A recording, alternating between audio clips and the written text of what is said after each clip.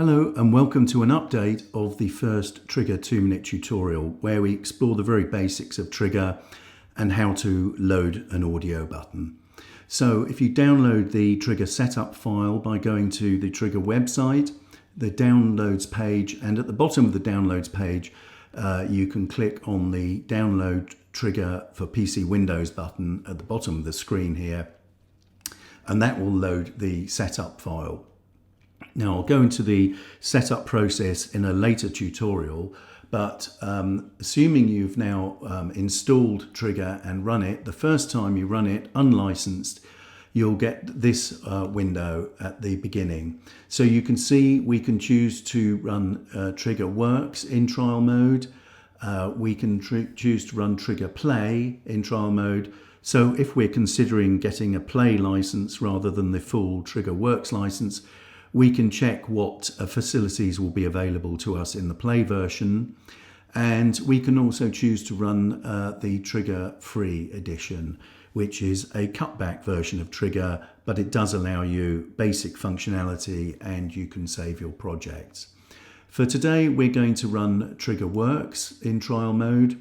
So we select that, and by default, Trigger will open up a cue sheet in grid layout. There are 3 layout styles available, and this is the default one.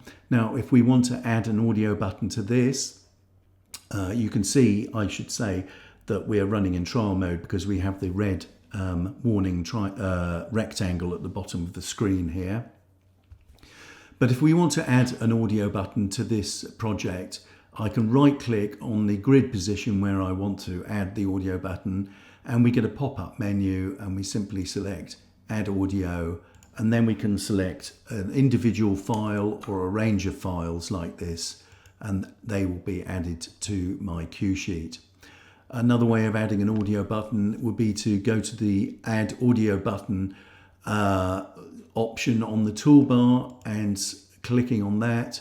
Again, we get the open dialog box, and we choose the file, and it's added to the first available grid position on our cue sheet.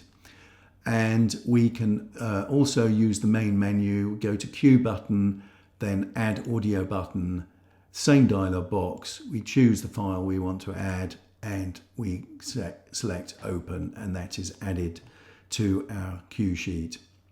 Finally, we could load a file from Windows File Explorer. So if we open up File Explorer and we navigate to the directory where we want to load our audio from, we can select an audio file and drag that and drop it on our cue sheet.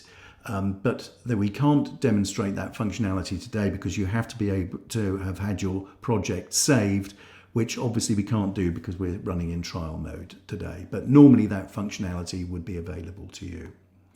Okay, I hope you've enjoyed today's 2-minute tutorial, and you'll join me for the next one.